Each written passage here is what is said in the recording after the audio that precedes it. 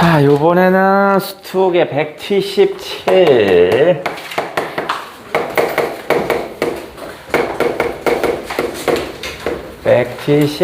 쪽으로 한번 가보자. 177.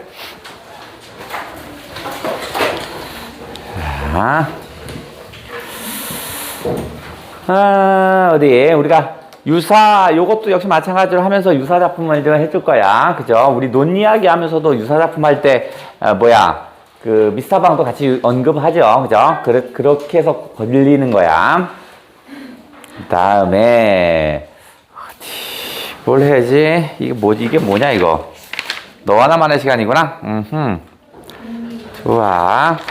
자, 우리 3번 보시면요. 3번 보시면, 여기 보시면 이제 황순원 소설에 대해서 얘기를 합니다. 그래서 황순원은 두 번째 줄 보시면 불안과 비극에 대한 것이 많이 나오더라. 그죠? 그래서 이런 불안과 비극에서 결국 뭐냐면 인간다움이가 뭐냐 이런 얘기를 합니다.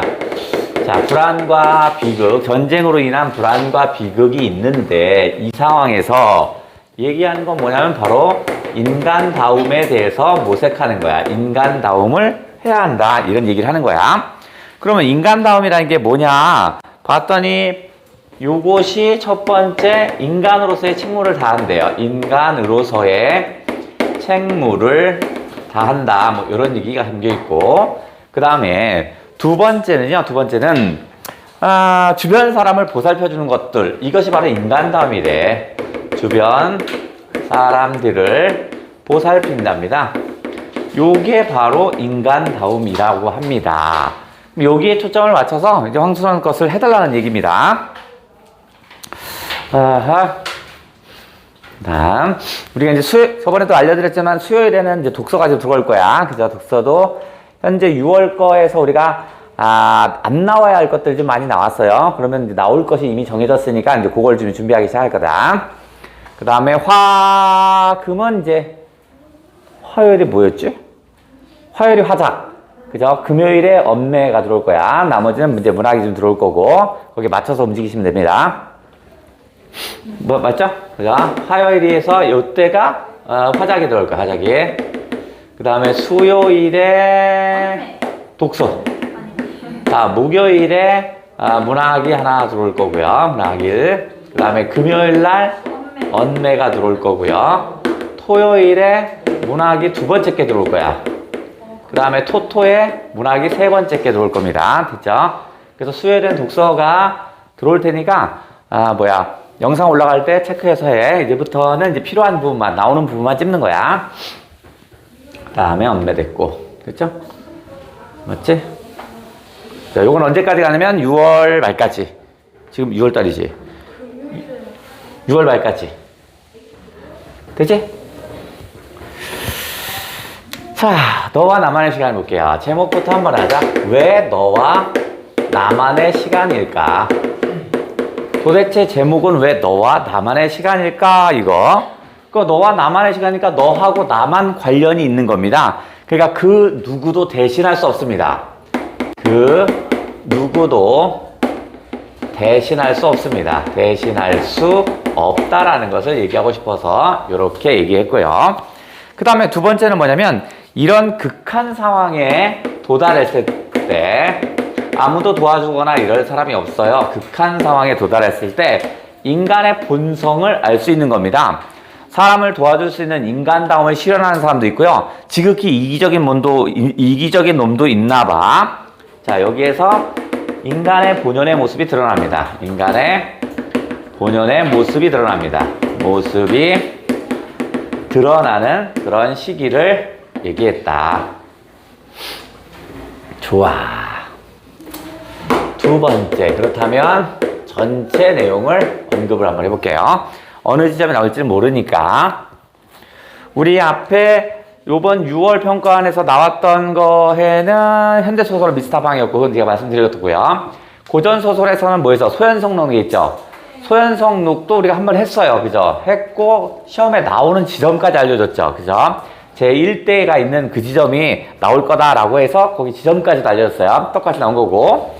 그런데 문제는 뭐냐면, 그거를 보는 사람은, 영상을 보는 사람은 많은데, 정작 우리 애들은 안 본다는 거. 그 조회수가 200이 갔는데 왜 니네들은 없지? 잠깐 미쳤네. 남 좋은 일만 하고 있어 지금. 다른 사람들은 뭐 그걸 보고 채점 뭐 보고 막 하나 본데 정작 니들은 안 보고 있는 거야. 아예 저희도. 그렇지? 네, 이름은 안 나왔어요. 어디다 뻥을 쳐, 씨. 여기서 봤으니까 그렇죠, 수업으로. 저희는 무슨 내용인데? 한강 정도 했어? 뭘 들어갔나요? 뭐 무슨 막장이야. 자, 주대위부터 한번 해볼게요. 주대위. 대위가 있고요. 주대위가 있고, 그 다음에 기밀병이 있고요. 기밀병이 있고, 그 다음에 또 누구 있냐면 현중이가 있습니다. 현중이가 이렇게 대표적인 사람이죠. 전쟁을 치르고 있고요. 이제 얘들이 어떻게 해서 뒤로 도망치는 겁니다. 근데 주대인은 지금 다리에 관통상 총알 맞았어요. 스스로 걷지 못합니다. 그래서 현중이가 한번 없고 지치면 기밀병이 없고 이런 식으로 해서 계속 도망치는데 인민군이 더 빨리 따라옵니다. 당연히 사람 먹고 가는데 빨리 올 수가 없겠지. 이런 상태에서 현중이가 어떻게 하냐면 이 상태로 가면 다 죽는다. 그러니까 어떻게 지름길로 가야 합니다. 그래서 어떻게 산을 타야 돼. 산을 타는데 어떻게 했어? 주대위를 업고 산을 탈 수는 없죠. 그래서 현중이가 뭘 봅니까? 주대위의 허리춤에 있는 뭘 봐? 권총을 이렇게 유심히 바라봅니다. 저 권총을 바라본다는 건 뭐 하라는 얘기야? 너 자살하면 안 될까? 이런 얘기겠죠. 그러면 이건 참 인간다움. 여기서 얘기하는 인간다움이 아니네. 인간으로서의 책무가 아니죠. 자살을 방조하는 게 인간다움이 아니잖아. 그러니까 이거는 부정이겠구나. 이거 요렇게 되겠죠. 하지만 김일병은 어떻게 써요? 아유, 왜냐? 제가 한번 더 업을게요. 현중이가 힘들면 제가 2번 업을게요. 뭐 이런 식으로 얘기합니다. 그리고 얘는 되게 이타적으로 도움을 주고 있고요. 다 이타적으로 살아가네요. 우리 EBS에서 제시한 바로 인간으로서의 책무, 주변 사람을 보살피는 사람이 바로 김일병이었네요. 그러면 얘가 지금 긍정적인 인물이라는 건 눈치챘죠. 그 다음에 이 현중이는 주대위가 자살했으면 하는 이런 생각을 갖습니다. 그러니까 현중이는 이기적인 그런 모습을 보이니까 부정적인 모습을 딱 써줘야겠네. 이때 현중이가 꿈을 꿉니다. 얘가 꿈을 꾸죠. 그래서 이 소설에선 이 꿈이 대단히 중요한 역할을 하는데 이 꿈을 통해서 현중이가 도망갈 생각을 합니다. 이 꿈에서 현중이가 이기적으로 도망갑니다. 이기적으로 도망을 가서 결국에는 어떻게 해서 죽을 겁니다. 죽는 이런 경우가 되는데 자, 꿈 얘기를 한번 해볼게요. 아이고, 안 돼!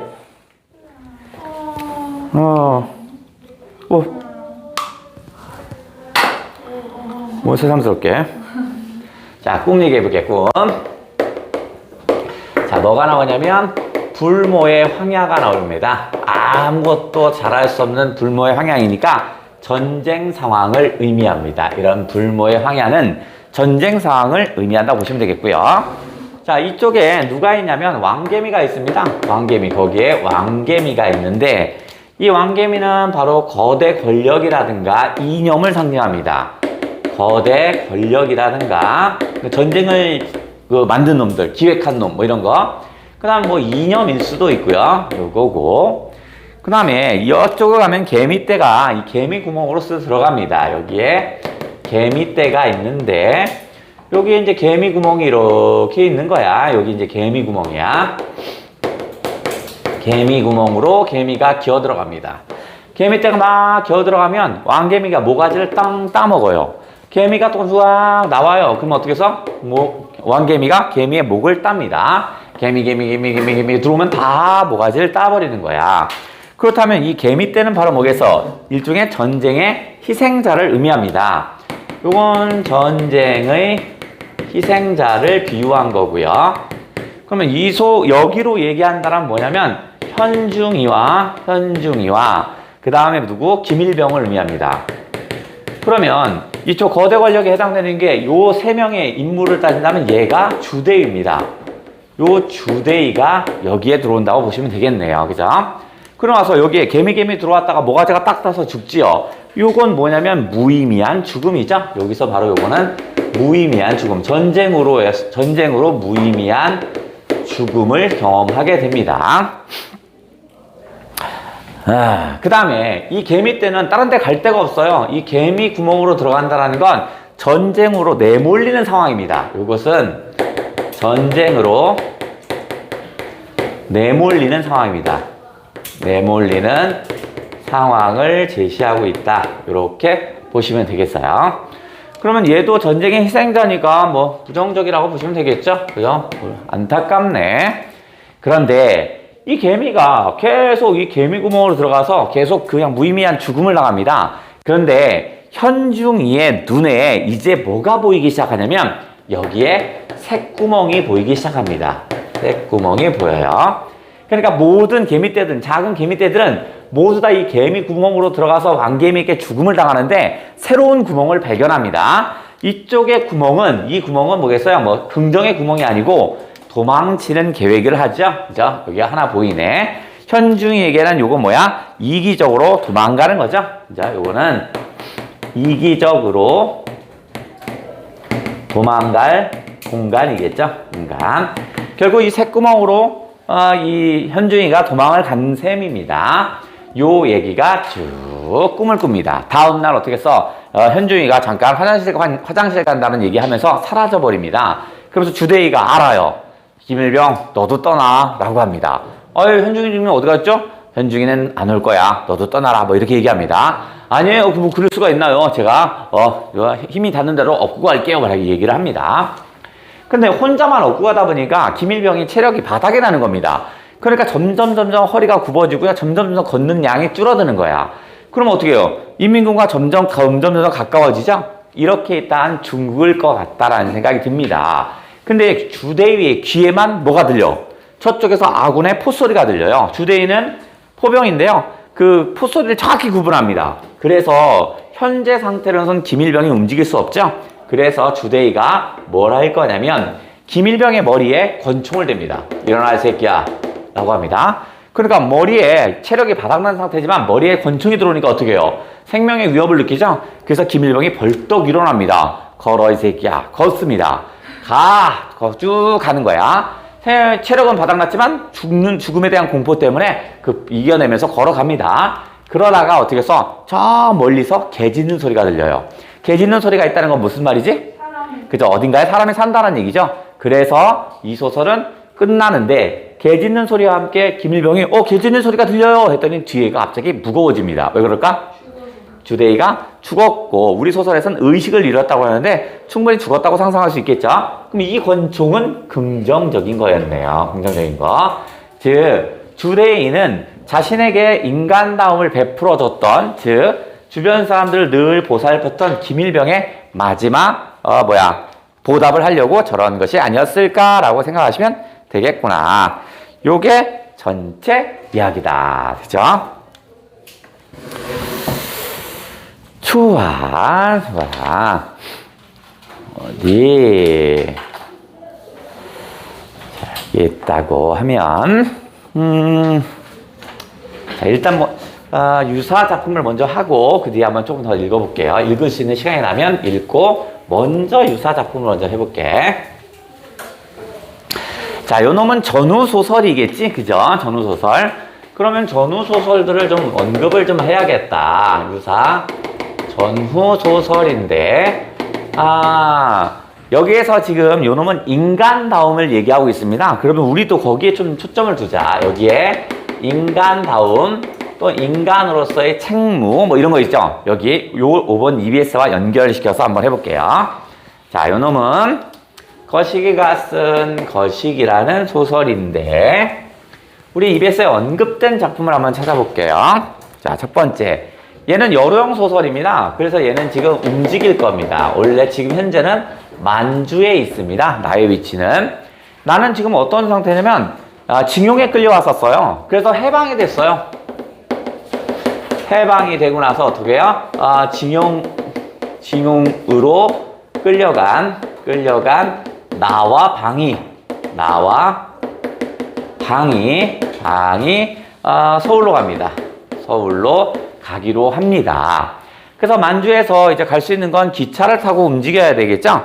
그래서 나는 이제 기차를 타고 가야 되는데 내가 멍청하게 늦게 와요. 그래서 해령 지방에 와서 기차를 타야 되는데 내가 기차를 놓칩니다. 방은 군용 기차로 이동하고 군용 기차로 이동을 합니다. 하지만 나는 어떻게 했어? 기차를 놓쳐서 트럭으로 이동합니다. 트럭을 타고 이동해. 트럭을 타고 이동하다 보니까 내가 만나지 않아도 될 사람을 만나게 되는 겁니다. 자, 그래서 이번엔 어디로 가냐면 바로 수성 지역으로 갑니다. 수성 지역으로 가요. 수성에 갔더니 누구를 만날 거냐면 이제 소년을 만날 겁니다. 이 소년은 뭐 하는 사람이죠? 뱀장. 그렇죠. 얘는 뱀장어를 팝니다. 뱀장어를 팔아요. 근데 이 뱀장어를 파는데 일본인들이 뱀장어를 좋아한대요. 그러니까 대다수의 일본인들, 패망한 일본인들은 뱀장어 먹을 생각도 못 합니다. 다 굶주려요. 근데 요 놈들은 누구냐면 부유한, 패망한 일본인 중에 부유한 일본인입니다. 그죠? 얘는 패망한 놈들 중에서 부유한 일본인들을 얘기합니다. 일본인들을 얘기하는 거야. 그래서 뱀장어를 팔고 나서 돈을 다 실컷 받고 나서 어떻게 해요? 이제 이거를 누구한테 일러요? 선생. 그죠? 선생이 누구야? 김 선생에게 신고를 하죠. 여기에 신고를 합니다. 자, 여기는 패망한 일본인들을 대하는 자세가 좀 달라요. 그래서 구분을 좀 할게요. 이 소년은 나쁜 놈이라는 것이 아니라 일본을 대하는 자세가 이질감으로 대합니다. 너와 나는 달라요. 그래서 분노감과 어떤 조롱과 냉소를 가지고 있는 거야. 그래서 김 선생이 신고를 한 소년에게 이제 그 의미를 설명합니다. 네가 이런 놈들을 신고하는 것이 어떤 거냐면 하면서 의미를 설명해 줍니다. 의미를. 그러면서 빗대서 설명하죠. 너 장례식장 가봤니? 라고 얘기해보죠. 그래서 갑자기 무슨 얘기냐면 죽은 방에 누가 있어요? 죽은 시체가 있고요. 그 시체를 뛰어넘는 놈이 있어. 뭐? 고양이가 뛰어넘으면 그 시체가 산대요. 그래서 김 선생이 얘기합니다. 장례식장에 사람들이 지키고 있는 이유가 뭔지 아냐? 바로 죽은 사람이 살아날까봐 그거 지키는 거다 이렇게 얘기합니다. 즉 죽은 방이 빗댄 건 뭐냐면 패망한 일본이죠. 패망한 일본을 얘기하고 죽은 시체는 숨죽이며 지내는 부유한 일본층입니다. 숨죽이며 마치 죽은 사람처럼 지내는 일본인입니다. 일본인들을 의미하는 거고 이 고양이는 바로 뭐냐면 고양이가 죽은 시체를 뛰어넘으면 사람이 산다라는 얘기거든요. 이건 뭐 과학적인 근거는 없습니다. 그러면 이건 뭐냐면 일본인이 도망갈 수 있는 상황입니다. 일본인이 도망칠 수 있는 상황이야. 도망칠 수 있는 상황이 발생하면 그때 도망치겠죠. 그래서 이걸 잘 감시하라는 겁니다. 결국 소년한테 너 지금부터 잘 감시해라. 지금도 잘하고 있지만 일본인들 잘 감시해야 한다 이겁니다. 일본인을 잘 감시하라라는 그런 의미입니다. 이 김 선생은 독립운동을 하다가 감옥에 갇혔었죠. 그죠? 그러니까 어떻게 했어요? 이질감으로 일본인을 대하겠죠. 너와 나는 다른 놈이야. 그래서 분노와 복수의 감정과 조롱의 감정을 가지고 있는 애가 소년과 김 선생입니다. 나는 이들을 관찰합니다. 그리고 나서 어떻게 했어? 기차를 타야 되니까 다시 어디로 이동하냐면 청진으로 이동합니다. 청진을 이동을 해서 이제 기차를 타야 되는데 일단 방을 못 만나요. 방을 만나지 못합니다. 그러니까 어떻게 해서 다시 얘가 이동하겠죠. 방을 만났으면 방과 있다 보면 밖에 나가지 않을 거잖아. 그래서 바깥으로 나가봅니다. 바깥에 나간 데가 어디야? 조그마한 장터로 나옵니다. 조그만 장터 하면 될걸? 조그마한 장터로 옵니다. 이 장터에는 누가 있죠? 할머니. 그래서 할머니가 사는데 이 기차에 누가 타요? 자, 일본인들이 이제 굶주립니다. 그죠? 패망한 일본인인데 가만히 봤더니 누구가 많냐면 다 여자애들입니다. 다 여자들이고요. 그 다음에 그 자식이 달려있는 얘네들과 피란을 가는 거야. 아주 고향에 가야겠죠, 일본에. 근데 그 조선 사람들 가만 놔두겠어요? 온갖 조롱과 복수와 분노와 이게 차 있으니까 뭐 가진 것도 다 뺐을 거 아니냐? 항상 굶주려 있습니다. 참다 얘네들이 스스로 선택하는 게 뭐냐면 고무산에 탄광이 있어요. 고무산과 아오지 탄광으로 갑니다. 여기가 되게 힘겹고요. 목숨이 거의 위태위태하다는 건 알아요. 하지만 여기는 어떻게 써? 조금이지만 밥은 먹을 수 있지 않을까라는 생각에 스스로 선택합니다. 그래서 아오지 탄광으로 가는 일본인들이 모여요. 일본인들이 모여요. 그래서 만약에 이 기차가 하루하루 떠나는 게 아니라 기차가 정차한 상태에서 다 찰 때까지 기차가 움직이지 않는 거야. 그럼 지금 현재는 며칠째면 5일째입니다. 그러면 첫 번째 온도는 어떻게 써? 5일간 아무것도 안 먹은 거겠죠. 결국 이 애들은 어떻게 써? 아주 굶주린 일본인들입니다. 굶주린 일본인들이 있어요. 그래서 뭐 하냐면 현기증 나서 막 이마살 찌푸리고 막 이런 애들 막 보입니다. 이런 애들에게 뭐 합니까? 밤에 이놈들 슬쩍 나오는 거야. 배고픈 거야. 그래서 어떻게 해서 할머니가 이리이리 부르지요. 뭐야? 할머니의 국밥집이 있었죠? 그래서 할머니가 국밥을 말아줍니다. 그럼 내가 물어봅니다. 할머니, 왜 그런 일을 하십니까? 할머니는 친일파냐? 그게 아니죠. 할머니의 남편은 어떻게 해서 일본인에 의해서 죽어요. 그 다음에 할머니의 아들은요, 독립운동을 하다 죽어요. 일본인에게. 그럼 누구보다도 분노의 감정이 있어야 되죠? 하지만 할머니는 가만히 보니까 애 업고 도망치고 있는 일본인들이 자기의 모습과 너무 똑같은 겁니다. 자신도 남편을 잃고 나서 어떻게 해서 자식 아들과만 살았었죠? 그러니까 그 상황이 너무 똑같은 거야. 그럼 아까랑 좀 달라요. 둘의 대하는 방식, 패망한 일본인을 대하는 방식이 달라요. 이 두 사람은 이질감을 통해서 일본인을 봅니다. 그래서 어떻게 써? 어떤 분노의 마음이라든가, 그 다음에 복수의 마음이라든가, 어떤 조롱의 마음이라든가, 이런 걸 가졌다면, 할머니는 어떤 거냐면, 동질감의 마음을 갖습니다. 그래서 어떻게 써? 연민과 동정의 모습을 가졌네요. 그러니까 동정. 그러면 앞에 있었던 너와 나만의 시간에는, 인간다움이라고 했잖아. 그럼 누구야? 누가 더 초점이 맞는 거야? 할머니가 훨씬 더 초점이 맞는 거겠지? 자, 그리고 나서 이제 둘을 관찰하고 내가 어디로 가냐면 서울로 이동을 할 겁니다. 근데 서울에 도착하진 않고, 이렇게 쓸까? 방향은 서울에 가는 거고요. 자, 여기 출발할 때 여기서 뭐 하냐면 할머니의 국밥집을 이렇게 봅니다. 근데 할머니 가게 국밥집이 뭐로 보여요? 할머니 가게에 국밥집에 불을 켜놨는데 그 불이 은은하게 퍼져나가는 것처럼 보입니다. 그게 뭔데요? 그게 바로 잔등이었죠. 바로 요 잔등이 초긍정이겠죠. 이 글의 제목은 뭐죠? 누구 거야? 허준이었습니다. 아이고. 잔등이고요. 이건 뭐냐? 허준이라는 애의 잔등이었습니다.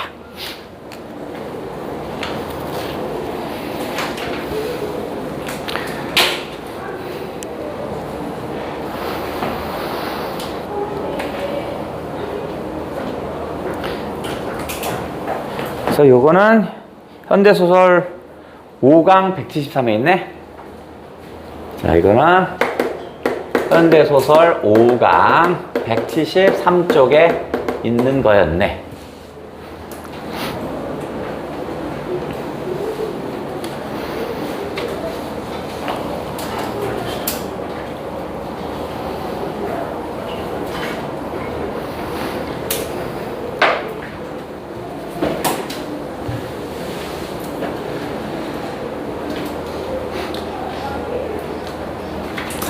자, 다시 또 하나 지운다. 다 썼어? 지울 거야? 다 썼어?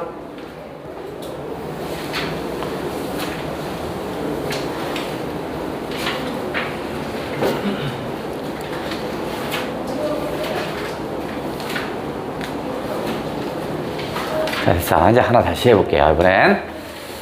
자, 이번에는 자. 자, 이번에는 EBS에서 또 이런 얘기 했습니다. 어떤 전쟁이라든가, 전쟁 상황이라든가, 어떤 혼란스러움, 뭐 혼란, 뭐 이런 게 있어요.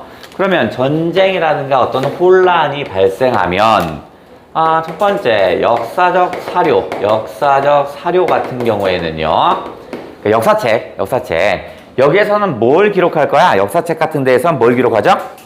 얘들은 사실에만 주목한답니다. 이들은 바로 사실에 주목한대요. 그냥 역사책에 1900 몇 년에 무슨 일이 발생했고 뭐뭐 했고 하지만 올해 EBS에서는 이런 역사적 사료를 공부하는 게 아니라 국사책이 아니잖아. 이게 문학작품으로 들어오면 어떻게 되느냐라는 것을 우리 EBS에서는 언급을 합니다. 문학작품이 오면 첫 번째 사실에 주목하는 것이 아니라 그것의 의미와 가치를 논합니다. 의미와 가치를 얘기하기 시작하더라. 의미와 가치. 그래서 그런 역사적 사실이 우리에게 어떤 의미를 부여하는데 뭐 이런 거. 이 전쟁이 우리에게 뭘 남겼는데 뭐 이런 거 있죠. 이런 것들을 설명하는 거고요. 문학은요. 그 다음에 겉으로 드러나지 않는 이면에 감춰진 또 다른 진실에 주목합니다. 진실에 주목하는 게 바로 문학작품입니다. 오호, 그래. 그러면 이면에 감춰진 또 다른 진실에 주목했다? 그래서 전쟁이 발생한 거야. 그죠? 우리나라는 6.25 전쟁이 일어나는데 그거는 우리 역사책에서 뭐냐면 북이 뭐 남쪽으로 침입했다. 이게 역사책이고 이 올해 EBS에서는 어떤 거냐면 그런 전쟁이 있으려고 그 전부터 오랫동안 어떻게 그 갈등이 쭉 누적된 거야. 그 누적된 상태에서 남과 북이 싸운 거예요. 이런 걸 담아놓은 놈이 있더라고요. 그 놈을 한번 해보자. 이건 거시기가 쓴 거시기입니다. 올해 복잡한 소현선곡이 나왔네. 그죠? 그렇다면 이것도 현대소설에서 좀 복잡합니다. 좀 복잡해. 그러면 이것도 한번 우리도 해보자. 그죠? 아직 출제된 적 한 번도 없고 소현성록도 한 번도 없는데 출제됐다? 그러면 출제된 게 없는 게 하나 정도는 섞고 싶은가 봐요. 그럼 이걸로 한번 해볼게요. 자, 전반부와 후반부를 좀 나눌게요. 이것도 장편입니다. 길어요. 엄청 길어요. 자, 얘는 한국전쟁은 왜 일어났다고 생각하냐면 그 양반, 머슴, 신분제 이런 것들이 누적되면서 남과 북이 큰 차이를 가졌다는 게 얘의 지금 얘기야. 숨겨진 이면에. 자, 그래서 뭐냐면 자, 사랑채가 나옵니다. 사랑채. 공간을 좀 잘 보셔야 되는데 외울 건 없지만 사랑채에는 누가 살고 있냐면 조부가 살고 있습니다. 근데 이 소설에서는 이 사랑채에 있는 조부를 그렇게 긍정적으로 보지 않거든요. 조부가 기거하는 곳입니다. 얘는 철저하게 유교적인 사회고요. 그 다음에 어떻게 해서 뭐 첩이 와서 자식을 늘려나가고 그러면 처첩 간의 갈등이 있고 처는 첩의 아들을 무시하고 있죠. 그 적서차별하고 요게 계속 반복되는 거야. 그 반복됨에도 불구하고 얘는 조부는 어떻게 해서 유교적인 관심을 가졌기 때문에 남자로서 어떻게 해서 자기의 종을 자꾸 늘리려고만 노력하는 그런 사람입니다. 자, 그 다음에 조부가 있다라면 요번에는 누가 있을 거냐면 쌍죽정에는 누가 살고 있냐면 쌍죽정에는 누가 사냐면 숙부가 기거합니다. 숙부가 기거해요. 작은아버지 정도 되는 거죠. 작은아버지. 나의 아버지는 일찍 죽었거든요. 그래서 나는 누구의 크냐면 조부에게 큽니다. 내가 누구냐면 필제입니다. 필제. 내가 누구냐면 필제야. 그런데 이 숙부는 서자 출신입니다. 즉 엄마, 1번 엄마, 그죠? 본 엄마가 아니라 아빠가 첩으로 데려온 여자의 아들인 거야. 그러니까 이 숙부는요, 항상 그 적서차별 문제로 항상 고통스러워했습니다. 왜냐면 첫 번째 엄마가 얘를 아들로 인식하지 않죠. 그 많은 학대와 그 모진 눈초리 뭐 이런 것을 받고 쓴 거야. 근데 여기서는요, 오히려 숙부를 좀 긍정적으로 인식하거든요. 그러니까 얘를 좀 동그라미 쳐볼게요. 쌍죽정에 있는 숙부. 둘이 필제를 가지고 서로 교육 방식이 좀 다릅니다. 필제가 뭐예요? 아들. 필제 손자. 조부의 손자. 그죠? 그러니까 얘는 뭐냐면 얘의 작은아버지. 조부는 뭐냐면 전통 교육을 시키고 싶어 합니다. 전통 교육을 시키고자 합니다. 하지만 이 숙부는요 얘기가 좀 다릅니다. 전통 교육을 해봐야 또 다른 적서차별 문제를 계속 찬성하는 놈이고 전혀 발전이 없는 놈이죠. 그래서 숙부가 과감하게 필제의 따운 머리를 잘라버립니다. 전통적 6.25 사회에서는 어떻게 해서 부모가 주신 신체는요 전혀 손상하지 않죠. 머리를 상투 터야 되는데 그 상투를 틀기 아직 결혼 안 했으니까 상투는 안 텄지만 그걸 과감하게 잘라버려요. 그리고 나서 어떻게 하죠? 보통학교에 입학시킵니다. 보통학교에 입학을 시킵니다. 신식교육을 받는 거지. 근데 보통학교에 입학했는데요 숙부가 일본말을 엄청 유창하게 합니다. 그래서 깜짝 놀랍니다. 즉 숙부는 일종의 지식인 계층을 얘기하겠죠. 그죠? 자, 요 상태가 되니까 손자의 머리털이 없어졌네? 그러니까 어떻게 했어? 얘가 화병이 납니다. 저런 나쁜 놈의 새끼 하면서 화병이 나기 시작하겠죠. 자, 숙부는요 요 상태에서 머리 자른 것 때문에 아까 필제의 머리 자름 사건, 요것으로 인해서 사랑채에 있는 조부는 화병에 나고요. 그 다음에 숙부는 더 이상 이 집에 있지 못합니다. 그래서 결국 집을 떠납니다. 집을 떠나요. 자, 집을 떠나고 나서 항암정에 갑니다.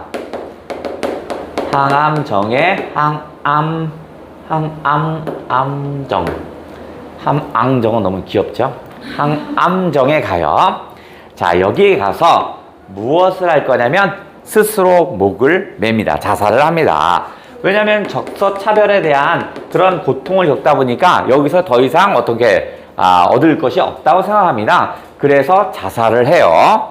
자살을 하자마자 숙모도 그 소식이 들리자마자 숙모도 자살을 합니다. 왜냐면 자기 남편이 죽었죠. 남편이 항상 서자 출신으로요 집안의 어떤 학대를 받기 시작합니다. 그런데 그 남편이 없어지면 자신 자체도 어떻게 써? 이 집안에서는 거의 껍데기 수준이야. 있으나 마나한 사람이죠. 그러니까 어떻게 해요? 소식을 듣고 숙모도 자살합니다. 자살을 한다.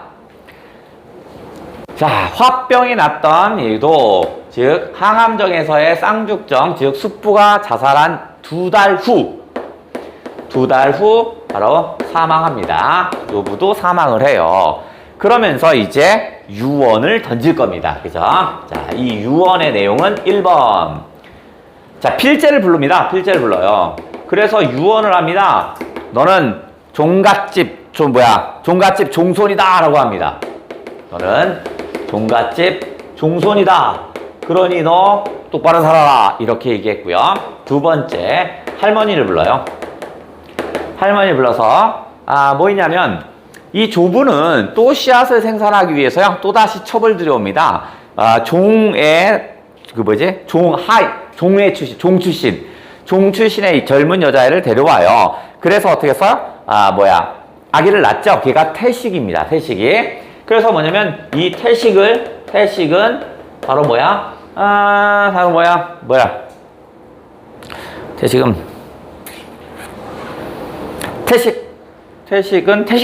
태식도 김씨의 씨앗이다.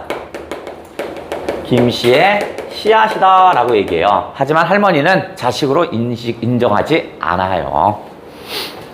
자, 요 상태에서 이제 필제는 어디 있냐면 지금 조부가 사망했고요. 그 다음에 숙부도 사망했습니다. 자기 위로는 아무도 없어요. 그럼 이제 얘가 스스로 이겨내야 되죠. 얘는 필제는 어디 있냐면 사후정에서 기거합니다. 사후정에서 필제가 기거를 해요. 그래서 얘는 어떤 거야? 저 전통적 교육과 전통적 가치관과 그 다음에 숙부로 대변되는 새로운 근대적 가치관 사이에서 어떻게 써? 중간에 껴있죠? 그래서 얘가 나름대로 어떻게 써요? 조화를 고민해 봅니다. 조화를 고민해요. 조화를 고민했으나 그러나 잘 되지 않죠? 그죠? 그러나 뜻대로 되지는 않았습니다. 뜻대로 되진 않았어요. 그러면 뜻대로 되지 않는 건 뭐냐? 자, 이건 뭐 있을까? 아, 첫 번째. 자, 조부가 첩을 하나 더 데려온다고 그랬죠? 그죠? 아, 작은 할머니. 첩을 작은 할머니. 얘는 종의 소실입니다. 종의 소실이랄까? 종의 자식이야. 그런데 젊어요. 그래서 누굴 낳냐면 요 사이에서 태식을 낳았어요. 태식을. 아까 여기 있던 태식을 낳습니다. 김태식이겠죠? 그런데 사망하면서 뭐라고 했냐면 태식도 김씨의 씨앗이니까 잘 대해달라고 합니다. 하지만 할머니 입장은 달라요. 할머니 입장에는 얘에게 유언을 남겨서 잘 해달라고 하지만 어떻게 써요? 얘를 자식으로 인정하지 않아요. 자식으로 인정하지 않습니다. 그리고 작은 할머니는 또 어떻게 될 거냐면 뭐 종이랑 다시 눈 맞아서 결 시집해서 나가버립니다. 나가버려요. 희한한 집이네. 그 다음 두 번째. 필제는 누구랑 사랑하냐면 하인 중에 길려를 사랑합니다. 하인 중에 길려. 얘는 하인입니다. 하인 중에 길려와의 사랑을 빠집니다. 그럼 당연히 어떻게 써요? 종갓집은요, 그 당시에는 아주 그 사회적인 어떤 권력을 가지고 있는 거야. 이 지역사회에선 얘가 짱이거든요. 거의 임금이거든요. 근데 하인과 결혼한다고? 이게 무슨 개소리야? 라고 하겠죠. 그죠? 그럼 당연히 가족들의 반대로 깨지겠죠? 가족들이 아니라 종갓집의 반대겠죠? 종갓집의 반대로 당연히 깨지겠죠. 자, 여기까지가 전반부. 얘기 더럽게 길다. 자, 이제 후반부로 한번 가볼게요. 후반부로. 자, 알았어. 울지 마. 기다려주면 되지. 뭘 울어. 그래서 이 길려.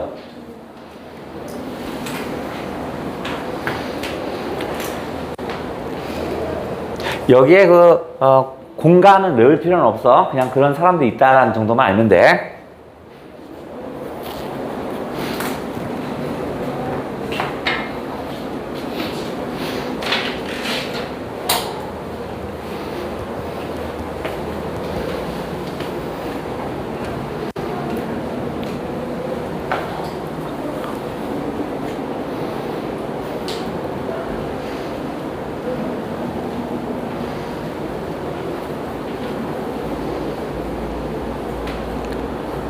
자, 됐어? 자, 아까 우리가 처음 시작할 때 한국전쟁은요, 공산주의를 대표하는 북과 자유주의를 대표하는 남이 이렇게 싸웠잖아. 그죠? 이게 역사책에 기록되는 거고, 얘는 얘기하는 거 뭐냐면 그 이면에 숨겨진 진실이야. 즉, 남과 북이 싸우는 건 아주 그것들이 계속 쌓이고 축적된 거야. 자, 이제부터 나온 게, 이제부터 해볼게. 자, 이제 어떤 상태냐면, 조부가 죽었고요. 숙부 죽었습니다. 그죠? 그 다음에 숙모 죽었고요. 필제는 서울로 공부하러 갑니다. 그죠? 종갓집에는 누가 나오느냐? 누가 짱이야? 태식이겠죠. 그죠? 태식이. 근데 태식이 입장에서는 어떻게 해요? 자기는 커가면서 서자 출신에서 항상 학대를 받았죠? 그러니까 뭐가 제일 싫겠어? 태식이 입장에서는 그죠? 사랑채 있는 거 되게 싫어하겠죠? 그래서 이 집의 상징물이 뭐냐면 종가의 안에 뜰에 엄청난 큰 나무가 있어요. 종가 뜰 안의 나무가 있어요. 엄청 큰 나무가 있습니다. 엄청 큰 나무. 그러니까 이것이 뭘 상징하는 거냐면 바로 종갓집을 상징하는 겁니다. 그죠? 얘는 이제 수목이라고 나올 거고요. 수목이 나왔고요. 요건 바로 뭐냐면 종갓집의 상징물이야. 일종의 종갓집을 상징하는 상징물입니다. 태식은 그것이 어떻게 써? 이것 때문에 내가, 엄마가 그냥 고통받았다고 생각하는 겁니다. 그래서 얘를 어떻게 써? 팔아버려요. 배워서 팔아요. 그냥 땡강 팔아버립니다. 아무도 말릴 사람 없죠? 저기 집에 짱이니까. 그죠? 자, 그 다음에 얘는 좌익 운동을 하기 시작합니다. 공산주의. 왜냐면 얘의 입장에서는 어떻게 써? 선택하는 건 일단 어떻게 써? 유교주의가 있는 이 사회는 얘가 살만한 곳이 아니죠. 족보 이런 것이 없는 곳을 선택하겠죠. 즉 북한은요, 공산주의자는 족보라는 게 존재하지 않습니다. 걔네들 모두가 평등한 거기 때문에 족보라는 게 자체가 존재하지 않는 거야. 그러니까 자연스럽게 얘 눈에는 뭐가 들어와? 이런 좌익운동, 공산주의가 자연스럽게 들어오겠죠. 그죠? 그 다음에 또 누구? 길려. 길려도 사랑하는 남자가 있는데 사랑하는 남자와 헤어지게 됩니다. 왜? 허울 좋은 유교라는 거. 그죠? 유교 집안에서 어디 하인이, 감히, 양반집, 이런 말이야. 그러니까 신분이 맞지 않아서 된 거 아니야? 그래서 당연히 어떻게 해서 길려가 누구를 도와주겠어요? 그렇죠. 길려는 태식이를 도움을 줍니다. 결국 얘도 자연스럽게 어떻게 써? 좌익 활동을 하는 겁니다. 좌익 운동을 자연스럽게 하게 되는 겁니다. 왜냐면 자신에게 항상 아픔을 줬던 곳이니까 그 반대 지점을 갈 거 아니냐. 아주 정말 자연스러운 거죠. 자, 그리고 나서 태식이가 종가 안에 뜰에 나무를 태워버리고 이러니까 어떻게 하냐면 태워버리고 그 다음에 한국전쟁이 일어나고 나서 지금 전쟁이 일어나고 나서 이제 완장까지 산 거야. 공산주의 완장까지 사니까 힘이 세지죠. 그러니까 종갓집에서 필제 내려오라고 막 얘기를 합니다. 그런데 이제 국군이 한번 다시 쓱 올라온 거야. 그러니까 어떻게 했어요? 태식이는 도망가야겠죠. 그래서 무슨 일까지 하냐면 종갓집을 상징하는 나무를 팔아버렸죠. 또 종갓집을 상징하는 집이 있어요. 어디야? 저 사랑채. 그죠? 저 사랑채는 지금 아직도 누가 있냐면 할머니가 있어요. 그러니까 자신을 아들로 인정하지 않는 사랑채이가 있죠. 그래서 태식이 어떻게 했어? 얘를 불을 질러요. 그 다음에 어떻게 해서 산으로 도망갑니다. 입산합니다. 길려도 역시 마찬가지로 다시 도망치죠. 좌익운동을 했으니까 이제 다 도망쳐야 할 거 아니냐. 그때 이제 필제가 왔는데 이제 길려가 누굴 보고 싶으냐면 필제를 보고 싶어 해요. 그래서 어떻게 해서 필제가 너무 보고 싶은데 자기는 어떻게 해서 내려갈 수가 없죠. 그래서 밤에 몰래 어디로 오냐면 사우정으로 옵니다. 사우정은 아까 뭐라고 했어요? 필제가 기거하는 곳이라고 했잖아. 사우정에 가서 편지, 유서 같은 편지를 쓰고 목매달라 자살합니다. 사우정에서 자살해. 오빠가 너무 보고 싶었어요 하면서 자살합니다. 근데 오빠한테 갈 수 없는 이 사회가 너무 싫어요 하면서 자살을 합니다. 그러면 이제 필제 입장에선 그놈의 종갓집이 뭔데 종갓집 때문에 태식이도 가야 되고 길려도 가야 되고 숙부도 죽고 다 죽는 거야. 그래서 얘는 선택을 합니다. 도대체 필제 입장에선 아니 종갓집이 뭐냐. 종손들과 다시 티격태격합니다. 종손들은 뭐 하냐면 이참에 어떻게 해서 다시 종갓집의 힘을 위세를 불려서 자신이 잘 먹고 잘 살길 원합니다. 그런데 필제는 이 모든 것들의 근원은 뭘까? 숙부가 죽고 태식이가 가야 되고 자기가 사랑했던 뭐도 죽고 막 이런 것들 바로 비극의 원인을 따져보기 시작합니다. 비극의 원인이 뭔가 봤더니 첫 번째는 그 잘난 종파를 나누는 겁니다. 넌 무슨 김씨야? 너 무슨 김씨야? 이런 거. 종파를 나누는 거. 그 다음 두 번째, 문중을 따지는 거. 너 김씨, 무슨 김씨, 무슨 파야? 뭐 이런 거 있잖아. 이걸 따지는 거다. 그래서 이것들 때문에 뭐가 되는 거야? 희생자가 발생했더라고요. 그 희생자가 바로 숙부도 있고 숙모도 있고 길려도 있고 태식이도 있고 모든 내 주변에 있던 다 안 좋은 것들은 다 저것 때문이야. 그래서 종손들은 반대하지만 얘는 어떻게 하냐면 내 재산이니까 나 종가를 팔겠소 라고 합니다. 종가를 팔겠다라고 합니다.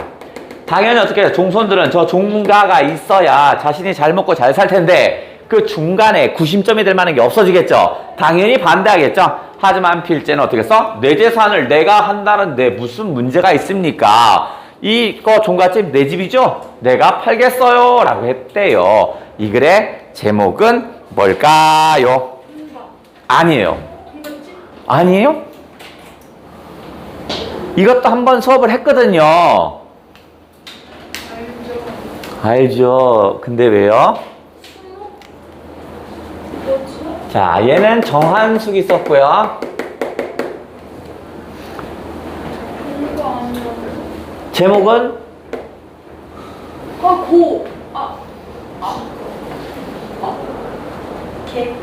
기억이에 네네네. 고궁? 고궁이요?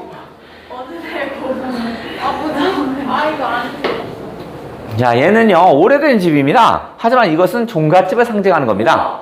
고가였습니다. 고가. 자, 고가라는 말은 오래된 집을 의미하는 집안이요. 사실은 저것이 의미하는 것은 뭐냐면 바로 종갓집을 의미합니다. 즉, 정한숙이라는 사람은요, 한국 전쟁이 발생한 것은 바로 뭐겠어요? 이 예전부터 있었던 이 유교적인 이 사회에 적서차별하고 서로를 나누고 신분의 차이를 구분하고 이런 것들이 누적 되면서 남과 북이라는 확연한 차이가 생기고 그래서 전쟁이 난 게 아닐까? 뭐 이런 얘기를 담은 게 이놈이었습니다. 됐죠? 오, 예. 자, 왜 썼어? 왜 쓰고. 자, 그 다음에 다 썼어? 하나만 더 해볼게. 하나만 더 슬쩍 던지고 가볼게. 던지면 나오는 거야. 너와 나만의 시간에 보시면요. 너와 나만의 시간은 어떻게 써요? 끝까지 자신이 좀 도와주는 인간다움이 보인다고 그랬죠? 그죠? 자, 이 작품은 뭔지 한번 봐봐. 자, 형이 좀 병신 같아요. 어리숙해요. 동생은요, 머리가 아주 뛰어납니다. 똘똘해요. 근데 얘네들이 각각 한국전쟁이라는 실현을 겪습니다. 근데 각각 다른 곳에서 한국전쟁 당시에 인민군의 포로가 됩니다. 그래서 포로가 돼서 한 곳에 뭉쳐요. 그러나서 어떻게 써요? 인민군이 어떻게 써요? 이제 포로를 수송하고 있습니다. 걸어가는 거야. 근데 형은 좀 바보 같다고 그랬죠? 멍청해요. 그래서 어느 정도 멍청하냐면 인민군들이 이렇게 가다가 앉아서 이제 감자 같은 걸 먹잖아. 그럼 그 옆에 가서 막 감자 막 같이 앉아서 먹어요. 같이 먹어요. 그럼 인민군이 먹다가 너 뭐야 새끼야? 이 새끼 포로가 왜 여기 앉았잖아? 막 후드러 팹니다. 그러면 감자 하나를 가슴속에다 푹 넣어 있다고요? 막 얻어 터져요. 실컷 얻어 터져도 감자 하나를 챙겨오고 이런 거야. 인민군이 총을 들고 있으면 그 옆에 갑니다. 이 총 쏘면 나가요? 막 이런 거 물어봅니다. 그냥 멍청한 애야. 근데 동생은 그런 형이 너무 창피합니다.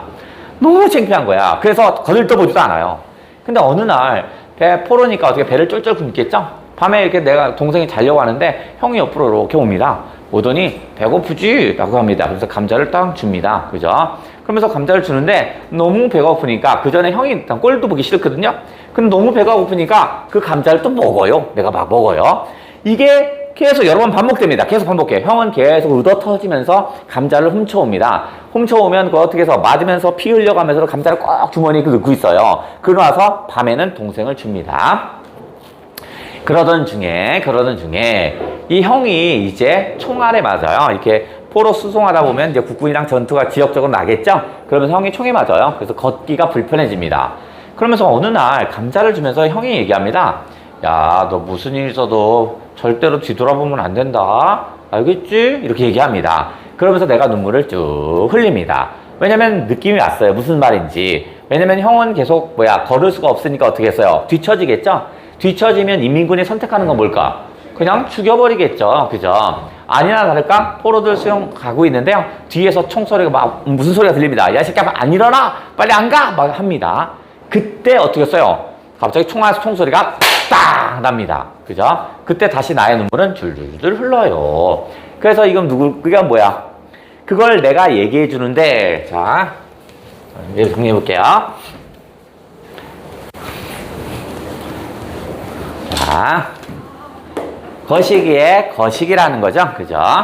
자, 뭐냐면, 뭐야. 자, 백간 이야기에서, 내가 어떻게 했어요? 친구에게서 전쟁 이야기를 해줍니다. 전쟁 이야기를 쭉 던져줍니다. 그죠? 지금 얘기했던 형과 아우 얘기죠. 그죠? 형과 아우 이야기를 쭉 합니다. 아우 이야기. 그런데 가만히 봤더니 형은 어떻게 해서 되게 좀 이타적인 걸 살고요. 아우는 자기밖에 모르는 이런 놈이었죠. 그런데 밖에서 얘기합니다. 형이 이제 총 맞아 죽어요. 그러면서 이 나가 얘기합니다. 뭐라고 했어요? 그 철이라는 애가 바로 뭐야? 바로 나라고 이야기합니다. 이야기 속에 있는 그 철의 이야기는 바로 자신의 이야기였습니다. 이 글의 제목은 뭐죠? 이거 뭐죠? 이거 아는데 진짜. 아는데 모르는 이유는 뭐죠? 이거 뭐죠? 전쟁문학의 대가입니다. 이호철이 썼어. 좋아. 그러면 이거의 제목은 뭐야? 타이랑. 아, 다량은 이호철이 쓴 건 맞습니다만 그건 아니죠. 자, 이게 볼까요? 마치 나의 어떤 분신? 뭐?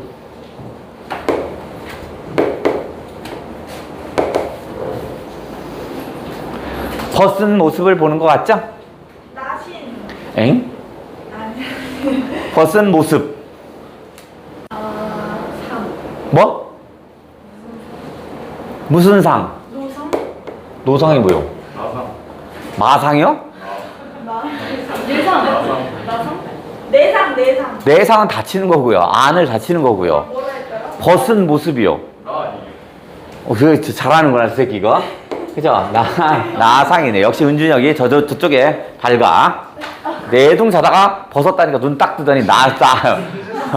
아, 그래? 알겠어. 벗을 나자입니다. 벗을 나자. 나상이었습니다. 그죠?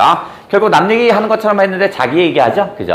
그땐 형이 바로 지금 어떤 모습이야? 인간다움을 실현한 그런 모습이었군요. 이호철의 나상같이 같이 해주시면 되겠네. 자, 여기서 더 해버리면 데모 수준이 올 테니까 좀 끊었다 할게요. 뭐 또, 뭐야, 씨. 가요? 예. 어디 가? 아직